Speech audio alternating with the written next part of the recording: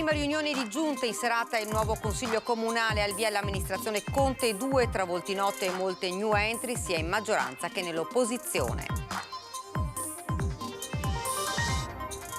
Un'anziana di 87 anni è stata derubata a paese mentre stava prelevando 200 euro allo sportello Bancomat, caccia al ladro fuggito a piedi, telecamere al setaccio. L'omicidio del 17enne Aymen Abarago, il 18enne accusato del delitto, resta in carcere. La difesa rinuncia al ricorso al Tribunale del riesame. Con un complice aveva rapinato di soldi e gioielli altri giovanissimi in discoteca Monastier. Ventenne, dopo la condanna portato in carcere, dovrà scontare 2 anni e 9 mesi. Mamma e moglie coraggio, avvia su internet una raccolta fondi per sostenere cure sperimentali per il marito rimasto vittima di un incidente stradale che lo ha reso tetraplegico. Dopo 15 ore di trattative è raggiunto l'accordo per il rilancio dell'Electrolux, sbloccati investimenti per 110 milioni di euro, previste 62 assunzioni a tempo indeterminato. Famiglie preoccupate per l'aumento dei prezzi nei centri estivi. A Zero Branco la retta costerà il 33% in più, mancano gli aiuti Covid che il governo aveva stanziato durante la pandemia. Alcuni genitori si sono rivolti ad Adico. Buonasera, ben ritrovati dalla redazione di Treviso. Dunque li avete sentiti i titoli di questa sera, ma in primo piano il sondaggio che vogliamo proporvi noi oggi. Lo vedete, settimana lavorativa di 4 giorni. Siete d'accordo? Se siete d'accordo, dunque il sì in verde 042216 26691, se invece non siete d'accordo in rosso 0422162690. L'esito di questo sondaggio, come di consueto nel corso della nostra trasmissione in prima serata di questa sera, Ring. Ed ora invece andiamo a Treviso perché la vedo già sullo schermo, la nostra Anna De Roberto per il primo Consiglio Comunale Conte 2. Anna, buonasera.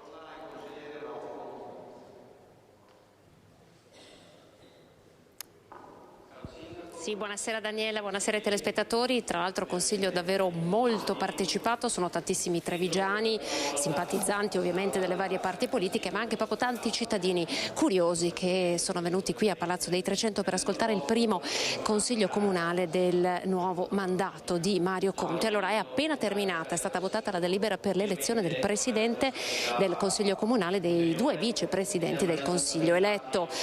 Antonio Dotto, come in qualche modo già nei giorni scorsi era trapelato, con 31 voti su 33, 2 le schede bianche. Poi sono stati eletti anche i 2 vicepresidenti di maggioranza e opposizione. L'opposizione con la vicepresidenza va ad Antonella Tocchetto del Partito Democratico, insomma che conosciamo bene, che è stata caldeggiata dai vari capogruppi di minoranza. Invece vicepresidente per la maggioranza è Claudia Tronchin, una new entry di questo consiglio comunale che ha diversi volti in rosa, un terzo sono le donne. Questa è sicuramente una grande novità. L'altra novità è che è un consiglio comunale molto giovane. In questo momento alle mie spalle ci sono i primi interventi, gli interventi dei consiglieri comunali, e sta prendendo parola proprio in questo momento Nicolò Rocco, vedete sta parlando. Sono stati presentati anche i vari capogruppi delle varie liste. Tra i capogruppi ci sono Giuseppe Basso, poi ancora Claudia Tronchin, ancora Antonella Tocchetto, torna Rosi come capogruppo, quindi sono stati prima definiti i capigruppo, poi l'elezione dei presidenti e vicepresidenti. Tra pochissimi minuti ci sarà il discorso, come dire, di presentazione, di apertura del sindaco Mario Conte e poi l'ufficialità ovviamente della nuova giunta. Vi facciamo ascoltare le parole di Mario Conte che abbiamo intercettato prima che il consiglio iniziasse, quindi intorno alle 18. Ve lo facciamo sentire. Innanzitutto si parte ringraziando i cittadini per la fiducia e dopodiché farò un appello ai cittadini, ai consiglieri comunali, alle forze politiche che siedono qui tra i banchi del Consiglio Comunale del Salone di 300 di lavorare insieme per il bene comune. Possiamo partire da punti di vista diversi, ma gli obiettivi devono essere comuni, deve essere far crescere la nostra città, far star bene, alzare la qualità della vita della nostra comunità, divisi magari negli ideali ma non negli obiettivi. Chiederò lealtà, chiederò rispetto. Io sono il sindaco di tutti e e sulla base di questo lavorerò quotidianamente ascoltando le esigenze della gente, cercando di costruire i prossimi 30 anni della nostra città, consapevoli però che viviamo in una città straordinaria, fatta di persone fantastiche, fatta di solidarietà, fatta di valori, fatta di lavoro, fatta di giovani, fatta di anziani, fatta di persone con disabilità, fatta da tante persone che meritano di essere servite nel migliore dei modi da tutti, non solo dal sindaco. Queste le parole di Mario Conte, che anche si è dimostrato soddisfatto della grande presenza dei trevigiani, che ha invitato a tornare anche nei prossimi consigli. Vi facciamo invece sentire le parole del neoeletto presidente Antonio Dotto, che abbiamo intercettato prima della sua elezione. È uno dei nomi, ma non è solo il mio indizio. Cosa potrebbe significare per lei essere alla guida del Consiglio Comunale?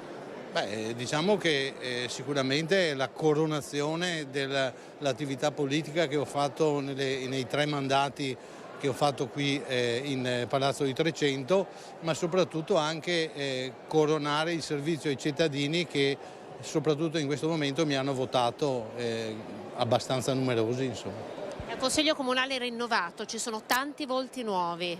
Volti nuovi, ma soprattutto la presenza femminile. Fa molto piacere che ci siano più donne rispetto al passato, soprattutto anche nell'area di maggioranza. E la vicepresidenza è andata appunto a 2 donne, ricordo Antonella Tocchetto e Claudia Tronchile. L'ultimo intervento che vi faccio ascoltare è di Marco Zabaia, l'opposizione, che tra l'altro sta parlando proprio alle mie spalle in questo momento.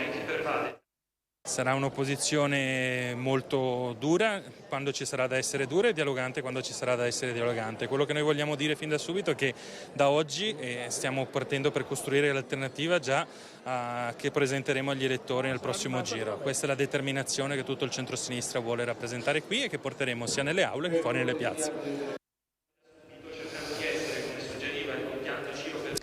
L'ultimo intervento era questo, e l'ultima curiosità che vi possiamo dare qui da Palazzo dei Trecento è che capogruppo per la Lega Veneta è stato eletto Cristian Scavon, quel assessore al bilancio che ha dovuto passare il testimone a Riccardo Barbisan, che ora appunto siede insieme agli altri assessori. Da Palazzo dei Trecento è tutto, tra pochissimo l'intervento del sindaco Mario Conte.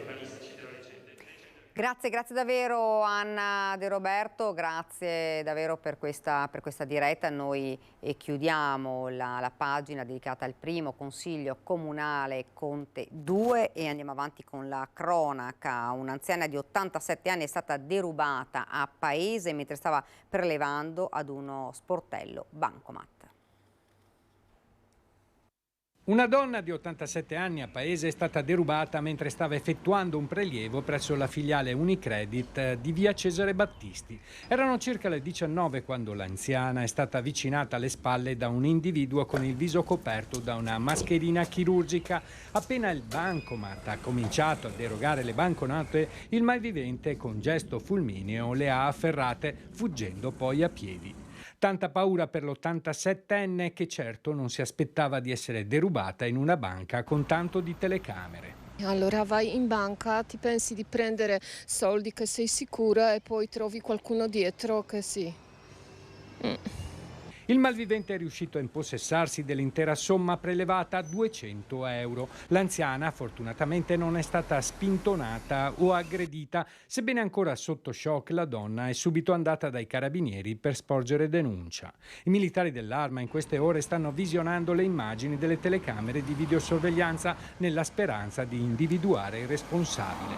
Nel frattempo a Paese si è sparsa la voce di quanto accaduto e le donne hanno paura. Cerco di venire su un'ora che posso essere un po' più sicura, perché la paura è tanta a venire. Il rovescio della medaglia è per i cittadini che non trovano più sicurezza, proprio non ce n'è più, si deve sempre guardarsi le spalle. Probabilmente sono un po' brutti questi tempi. Quando si preleva da uno sportello è sempre meglio essere prudenti, in special modo se si è anziani e indifesi. Meglio evitare andare in orari strani perché tu non sai chi puoi trovare dietro, quindi meglio quando c'è gente durante la giornata. O essere accompagnati. O può essere accompagnati, giusto? Non ci sarà il riesame su Elia Fiorindi, il 18enne che l'11 maggio scorso a Varago di Maserata ha ucciso uno studente del Besta di Treviso, il 17enne Aymen Benameura, sferrandogli 2 coltellate all'addome e al costato sinistro. Al termine di una discussione per questioni di droga e legali di Elia, gli avvocati Fabio Crea e Luigi Torrisi hanno infatti rinunciato al passaggio di domani, 7 giugno, davanti ai giudici di Venezia, in cui avrebbero chiesto che il ragazzo venisse messo agli arresti domiciliari con l'uso del braccialetto elettronico.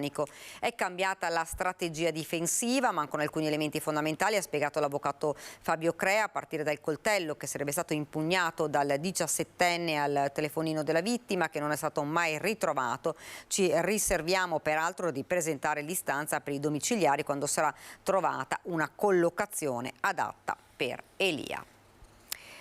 Ed ora caso Zen, a pochi giorni dalla sentenza della Cassazione, questa mattina in tribunale a Treviso, la vicenda della guardia giurata accusata di aver favorito lo stesso Zen inquinando la scena del crimine. In aula l'avvocato Fabio Crea, legale della famiglia Maior, che punta il dito contro quei politici e istituzioni che stanno contestando la pronuncia del giudice del terzo grado di giudizio, non conoscono le carte processuali. Dopo il pronunciamento della Cassazione, la condanna definitiva a 9 anni e 6 mesi per Massimo Zen, la guardia giurata che sparò e uccise Manuel Maior, in fuga con 2 complici dopo una serie di colpi in alcuni bancomat della zona, si sono scatenati i leoni da tastiera, tutti a favore o quasi della guardia giurata. Insomma, una soluzione a furor di popolo che però l'avvocato Fabio Crea contesta. La famiglia di Maior, spiega legale, aveva deciso di non reagire rispetto alle dichiarazioni avvenute nell'immediatezza della sentenza definitiva e neanche alle parole di Zen. Diverso però è l'atteggiamento assunto da diversi soggetti, anche istituzionali, anche politici, che sull'onda e sull'enfasi di un certo revisionismo giudiziario senza conoscere nulla del processo si abbandonano a considerazioni che sono totalmente al di fuori di quella che è la legge, la giustizia e la decisione di 9 giudici. Poi l'avvocato spiega che Zen ha continuato a dichiarare all'opinione pubblica notizie fuorvianti, non solo. Non si è considerato il fatto che le guardie giurate, e questo è una evidente erroneità da parte anche dei personaggi più istituzionali, commentatori più istituzionali, le guardie giurate non sono forze dell'ordine.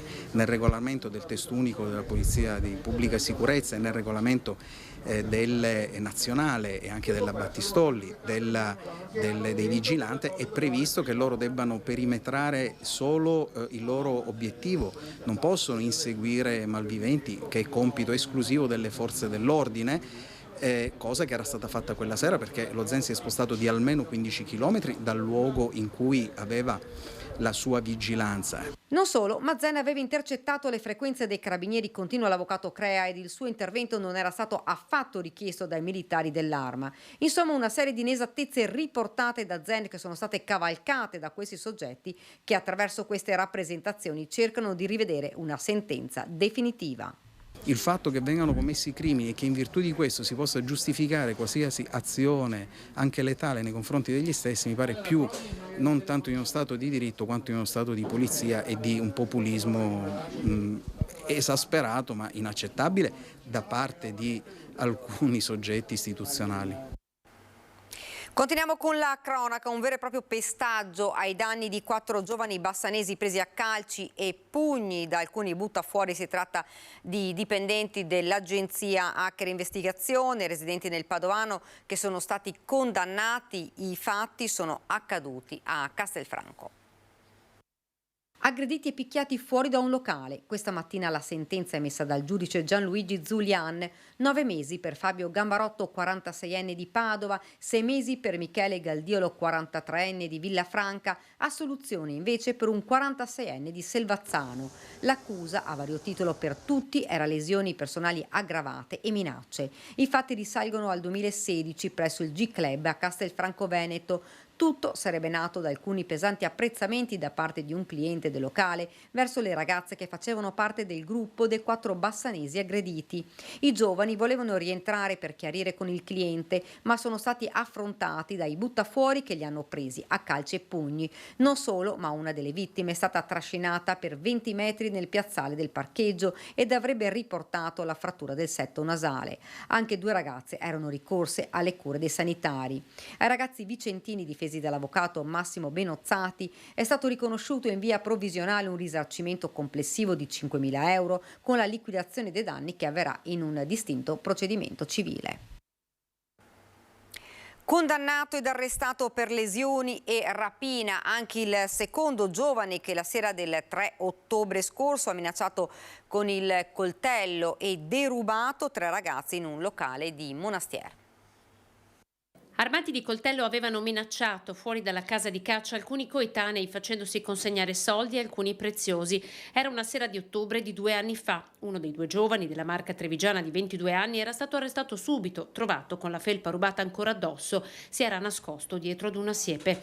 Per arrivare al secondo, ai militari dell'Arma ci è voluto più tempo. A metterli sulle tracce del complice la videochiamata realizzata poco dopo la rapina per farsi beffa della vittima ed esibire la refurtiva. Il ragazzo è un 20enne residente nel Coneglianese. Nella sua casa i militari hanno trovato parte della refurtiva. Nel suo cellulare ancora il videomessaggio inviato la sera della rapina. Il giovane complice è stato condannato a 2 anni e 9 mesi di reclusione per rapina aggravata in concorso e lesioni. Secondo l'autorità giudiziaria, a lui sono collegati altri episodi di microcriminalità. Una rissa avvenuta presso un locale di San Fior con ferimento di 3 minorenni, un pestaggio in un esercizio pubblico di Conegliano, oltre ad alcuni danneggiamenti di negozi e veicoli avvenuti negli ultimi mesi nel comune di Santa Lucia di Piave. Siamo alla politica, congresso regionale della Lega, circola finalmente una data, l'ha svelata ieri sera a Ring, l'europarlamentare del Carroccio Gian Antonio Darè. Dai rumors e da voci indiscrete dovrebbe essere il 25 di questo mese, ci sono 3 candidati sulla piazza. E dunque la sfida tra l'attuale commissario Alberto Stefani, il padovano Roberto Marcato, assessore regionale, e l'opitergino Franco Manzato per la segreteria nazionale della Lega sarebbe fissata per fine mese, il 25 giugno, con il Veneto che tornerebbe ad avere un segretario eletto. Gian Antonio Darè, in diretta a Ring, ha svelato esserci finalmente una data dell'atteso congresso. 25 giugno hai girato un messaggino che potrebbe essere, a me non arriva. Ma per vie traverse evidentemente è circolato, congresso più volte invocato da una fetta consistente di militanti che si preannuncia come una resa dei conti tra le tante anime della Lega che si sono scontrate più o meno sotterraneamente negli ultimi anni. Un congresso determina una segreteria che probabilmente può essere riconfermata. In questo momento siamo in una fase di commissariamento che dura 4 anni e diciamo l'ultimo segretario regionale sono stato io 4 anni fa e poi sono stato portato in Europa e dopodiché commissariato.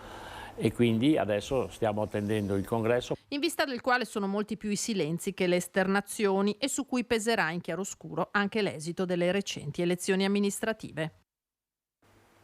Ed ora invece torniamo a parlare di Electrolux a Susegana dopo una trattativa di 15 ore che si è conclusa solo alle 6 di questa mattina. È stato raggiunto l'accordo tra azienda e sindacati che permette di sbloccare un investimento per il sito produttivo trevigiano da 110 milioni di euro. È stato quindi stabilito un ritmo di produzione di 108 frigoriferi l'ora contro i 94 attuali, 120 posti come obiettivo dell'azienda. Il regime però sarà applicato solo a investimento concluso, sia quando l'impianto installato 3 anni fa sarà dotato di una terza linea. Accordo raggiunto anche sulle pause collettive. Electrolux si è impegnata ad assumere 62 dipendenti a tempo indeterminato. Esprimono soddisfazione ovviamente CGIL, CISL, UIL.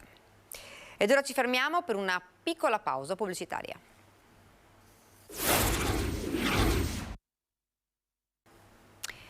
Siamo tornati nuovamente in studio ed ora vi raccontiamo la storia di una mamma e moglie, coraggio, Nicoletta Marchi, che ha avviato su internet una raccolta fondi per sostenere cure sperimentali per il marito rimasto vittima di un incidente stradale che lo ha reso tetraplegico.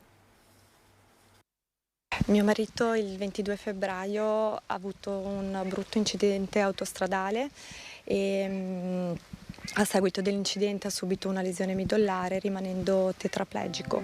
Nicoletta ha una vita piena con i 2 bimbi e il marito Roberto, imprenditore tessile molto noto in città. Un imprenditore vero di quelli che partono da zero e riescono ad arrivare in alto. Una famiglia che il pomeriggio del 22 febbraio è sconvolta da un incidente in cui rimane vittima Roberto. La diagnosi è infausta, lesione midollare alle vertebre cervicali. In Italia non ci sono molte speranze di recupero, per cui ci siamo rivolti anche all'estero per cercare di trovare una soluzione, un aiuto, di modo che possa recuperare quanto più possibile e tornare ad avere la vita che aveva con i suoi bambini, i suoi figli e con me. La speranza è a Losanna nel lavoro del team guidato dal neuroscienziato Gregor Curten, che da anni lavora sulla stimolazione elettrica per riattivare i neuroni spinali. Così Nicoletta prova a prendere in mano questo destino crudele sul portale GoFundMe. Attiva una raccolta fondi. Accanto al link per aiutare la sua famiglia è raccontata la sua storia. Sono Nicoletta e il 22 febbraio la mia vita è cambiata per sempre. Per Roberto è stato attivato anche un IBAN.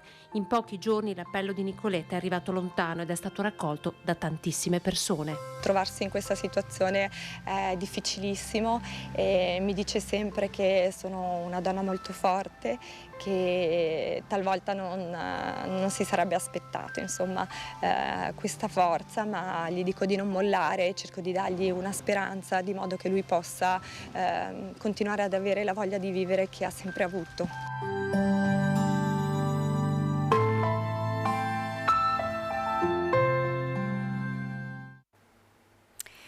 Presentati oggi gli 8 manichini donati alle pediatrie dell'ULSS 2 che segnano l'inizio di un percorso di formazione in simulazione in condizioni di criticità per il personale medico. Mettiamo il bracciale e premendo il pulsante, qua sotto parte la misurazione. Sono 8 i manichini donati dall'Associazione Per Mio Figlio alle pediatrie dell'ULSS 2, grazie ai quali prende il via un percorso di formazione di pediatri e infermieri che li metterà nelle condizioni di affrontare le urgenze pediatriche. Si tratta di 4 manichini base e 4 a tecnologia avanzata.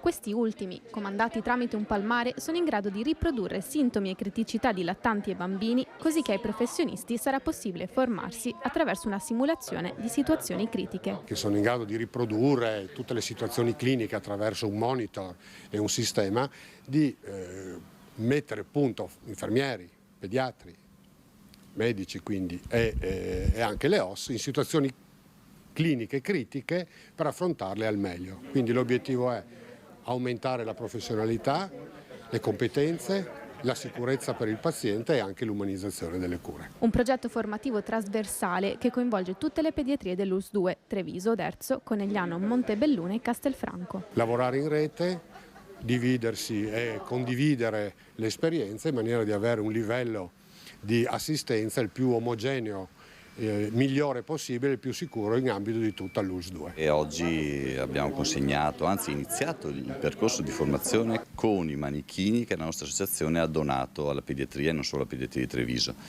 8 manichini per un valore commerciale di 35.000 euro che si inseriscono in una donazione più ampia che la nostra associazione ha messo a budget per l'anno 2023 di 170.000 euro per la Stanza dei Sogni. La Stanza dei Sogni, uno spazio che permetterà a medici e infermieri di operare in un ambiente quanto più accogliente possibile. A sostenere il progetto anche la Questura di Treviso. La formazione del personale in situazioni di emergenza è propedeutico poi all'istituzione della Stanza dei Sogni, che sarà questa stanza di analgosedazione che permetterà di ridurre il dolore e l'ansia dei bambini e delle famiglie sottoposti a manovre terapeutiche o diagnostiche che prevedono in qualche modo dolore. A margine della presentazione dei nuovi simulatori, il direttore generale dell'ULSS 2 ha fatto il punto sul trasferimento dei reparti nella nuova cittadella della salute. Lo facciamo nel periodo inizio estate, quindi dal 21 in poi cominciamo a spostare fino a settembre perché le faremo scaglionate. È iniziato il conto alla rovescia per il trasferimento dei reparti alla nuova cittadella della salute, data d'inizio il 21 giugno. Si comincerà con il polo chirurgico 1 e 2 che conta complessivamente una 60ina di posti letto che andranno a occupare un intero piano degenze, già in corso il montaggio degli arredi. Incalzato dai giornalisti sull'iter dei trasferimenti, il direttore generale dell'US 2 Francesco Benazzi preferisce mantenere il riservo. È una sorpresa questa, vogliamo farvi una sorpresa, perché sarà una bella sorpresa. Sappiamo sempre le grandi linee, ma mai... Perché è una sorpresa, perché in quel momento là forse vedrete qualcosa di più bello da vedere. Famiglie preoccupate per l'aumento dei prezzi nei centri estivi. A Zero Branco, comune che aiuta le famiglie, la retta costerà il 33% in più, mancano gli aiuti Covid che il governo aveva stanziato durante la pandemia. Alcuni genitori si sono rivolti ad Adico. Come genitori abbiamo appreso con stupore questa notizia.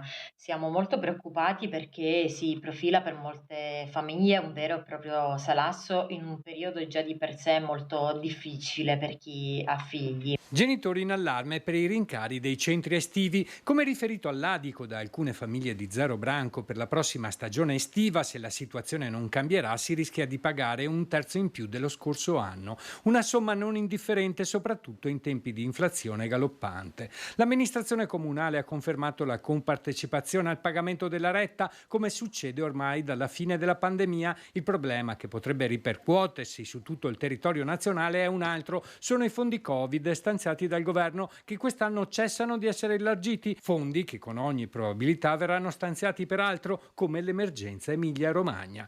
Come detto, il comune conferma il contributo di 20 euro settimanali per il tempo pieno e di 10 euro per la mezza giornata, fino ad un massimo di 150 euro pro capite. Nel 2022 l'aiuto era il doppio grazie agli aiuti emergenza Covid. Se prima una famiglia pagava per il tempo pieno, compresa la mensa, 75 euro a settimana, ora rischia di pagarne 100, il 33% in più. Purtroppo ci saranno famiglie che dovranno rinunciare ai centri estivi o comunque dovranno rivedere la loro programmazione. Il comune sicuramente ha fatto la sua parte, adesso attendiamo e speriamo che arrivino anche i contributi da parte dello Stato. Il sindaco di Zero Branco, Luca Durighetto, tranquillizza. Lo Stato quest'anno ha ridotto il proprio contributo da 28.000 a 14.000 euro e quindi è chiaro che noi, se riusciremo, daremo ancora un po' di fiato, un po' di sostegno alle famiglie, ma questo è il massimo sforzo che noi siamo in grado di fare in questo momento. Ricordo tra l'altro che siamo uno dei pochi comuni che aggiunge una cifra così importante non per l'organizzazione dei centri estivi comunali, ma per dei contributi che vanno direttamente in tasca alle famiglie, a prescindere dal tipo di centro estivo che loro svolgono. Presentata a Padova la stagione del Teatro Stabile del Veneto, saranno 39 spettacoli tra Padova, Venezia e Treviso. Con una dedica speciale al maestro Giorgio Ferrara, il Teatro Stabile del Veneto presenta la stagione 2023-2024, che avrà 39 spettacoli in abbonamento, 13 per ciascuna città, Venezia, Padova e Treviso, 100 artisti e 160 giornate di spettacolo. La novità di quest'anno sarà il confronto generazionale con grandi nomi della scena e nuove generazioni di artisti e lavoratori, una 60ina quelli che sono dietro le quinte. Dobbiamo guardare con forza al futuro per avvicinare un nuovo pubblico del teatro, per appunto dare un respiro sempre più ampio a quella che è l'attività dei teatri del Veneto, del sistema culturale veneto. Altra novità, la raccolta finanziaria. I soldi sono importanti e il Teatro Stabile del Veneto ha cambiato marcia. Guardate che tutto questo si muove attraverso il fatto che i veneti hanno incominciato a credere nel loro teatro, hanno incominciato a mettere a disposizione soldi sia pubblici che privati, per il momento molti pubblici, grazie Regione, grazie Comuni. Oggi cosa fa la differenza a teatro? Beh, intanto i soldi, come sempre, e poi le idee, perché se hai tanti soldi ma non hai idee, la scatola rimane bella che vuota, come alcune zucche. Tra i nomi noti Andrea Pennacchi, Eva Robbins, Rocco Papaleo, Claudio Bisio, Marco Paolini e Alessandro Preziosi. Quest'ultimo sarà in scena a ottobre a Padova, a novembre a Venezia e Treviso. Quello che abbiamo visto oggi nel cartellone è proprio concretizza la parola trasversalità, non soltanto di pubblico, ma per avere un pubblico trasversale devi rendere trasversale i contenuti e non li devi rendere solo retoricamente. Credo che ci siano tra i più importanti adattatori e scrittori di teatro, tra i più importanti attori e registi di teatro. e il rinnovo degli abbonamenti inizia proprio in queste ore, per la prima volta anche online. Ed ora siamo alla nostra pagina da Belluno e provincia.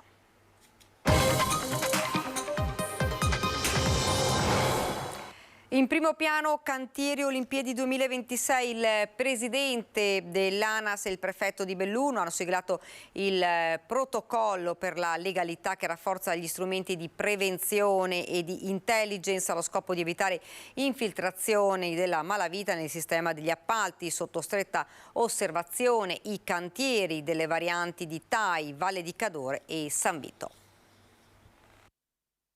Stiamo completando una serie di opere importanti per il Lampezzo e quindi di anche importi considerevoli, quindi era l'occasione giusta per prepararci al meglio per quello che poi sono gli impegni ulteriori. 3 varianti Tai, Valle e San Vito, 3 importanti cantieri da 250 milioni per ridisegnare la viabilità sulla 51 di Alemagna per le Olimpiadi che si avvicinano a passi da gigante e un protocollo per la legalità perché salvaguardare il tessuto economico di un territorio apparentemente sano quale è stato finora il bellunese è fondamentale rispetto agli appetiti della criminalità che le grandi opere in corso e future possono avere già stimolato. Abbiamo implementato tutte quelle informazioni che in parte non erano contenute nelle nostre banche dati e abbiamo reso disponibile alle forze dell'ordine autonomamente queste informazioni, comprese quelle che riguardano i flussi finanziari. Il sigillo sul protocollo l'hanno apposto a Palazzo dei Rettori il presidente di ANAS e il prefetto di Belluno. L'obiettivo condiviso è quello di prevenire e intercettare sul nascere possibili tentativi di ingerenza. La guerra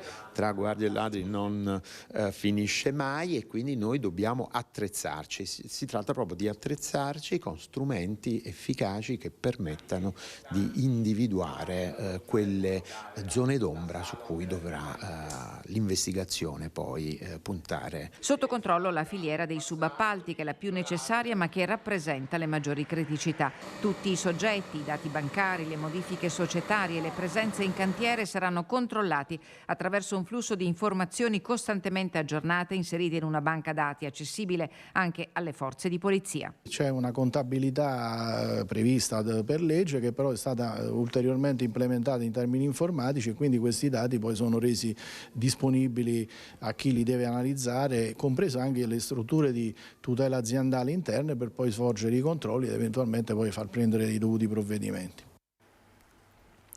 Conto alla rovescia per il prossimo raduno Triveneto delle Penne Nere a Belluno. Le date da segnare in calendario sono quelle del 16, 17 e 18 giugno, un evento attesissimo scandito da un fil rouge ideale che legherà corpi e anime al 9 ottobre del 63. È tempo di srotolare i tricolori. A Belluno è già iniziato il conto alla rovescia per l'atteso raduno Triveneto degli Alpini che torna nel capoluogo dopo 12 anni e sarà festa grande. Alberghi già pieni e palestra a disposizione dell'ANA di Belluno che da mesi lavora all'organizzazione dell'evento. L'emozione è forte, sono anche però abbastanza tranquillo perché ho una squadra che ha lavorato bene e quindi siamo tranquilli di aver colto tutti gli aspetti organizzativi che erano possibili prevedere. Un unico filo conduttore legherà gli eventi del 16, 17 e 18 giugno e sarà il ricordo della tragedia del Vajont che vide gli alpini in prima fila nei soccorsi. Il tema forte che noi abbiamo voluto inserire, soprattutto con riguardo a quelli che sono stati i nostri soccorritori e quindi questo era il momento proprio di celebrare l'anniversario dei 60 anni del disastro, dando riconoscenza a loro per quello che hanno fatto e per quello che hanno conservato nel loro cuore in termini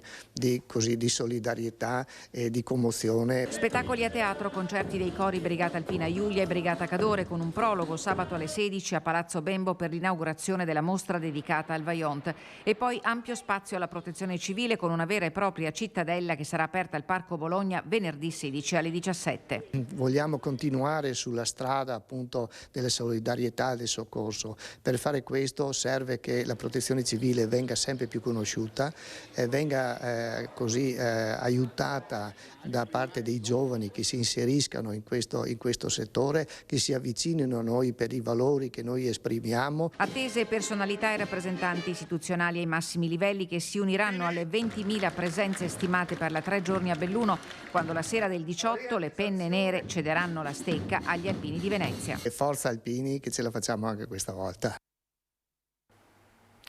Parte a Belluno un nuovo master biennale post diploma o post laurea di ITS Academy dedicato al turismo e ai grandi eventi. Si chiama Dolomiti Tourism ed è un'opportunità per i giovani e le imprese.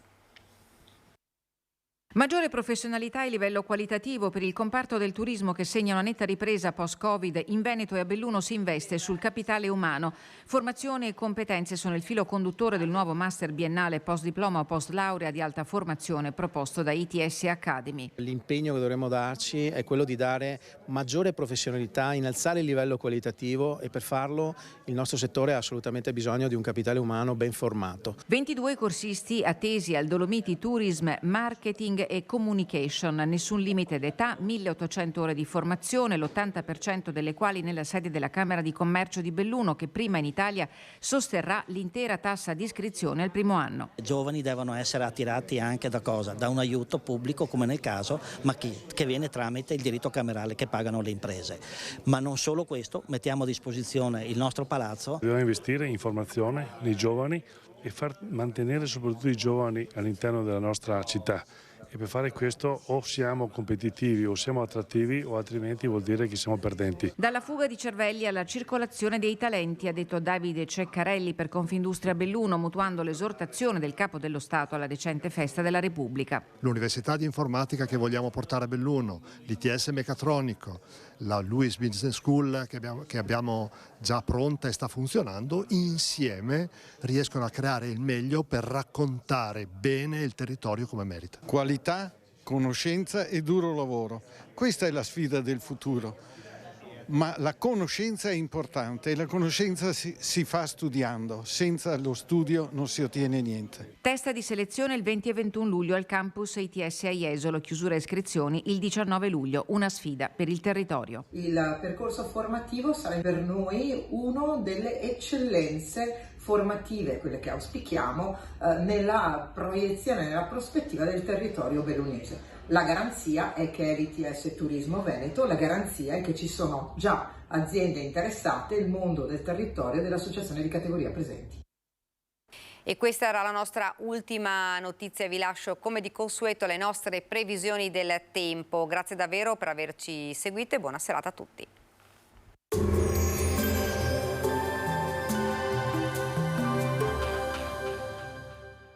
Entra nel mondo Lolato.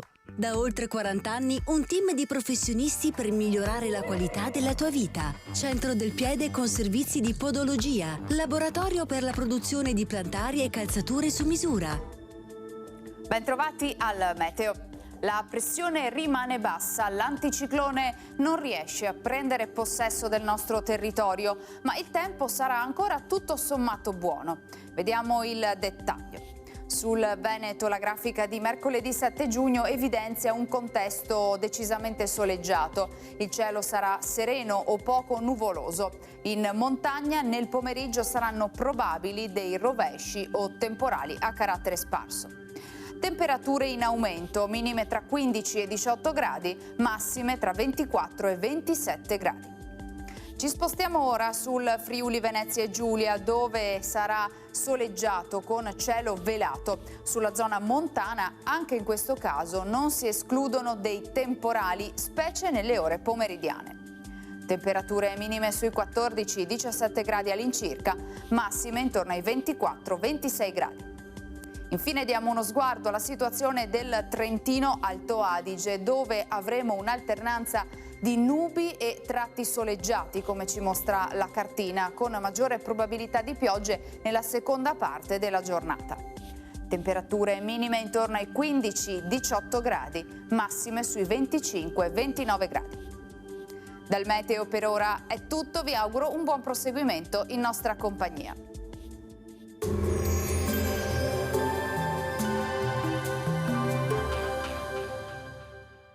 Busti, tutori e protesi di arto personalizzati. Ortopedia e sanitaria Lolato, a Treviso e Montebelluna. Lolato, soluzioni per star bene.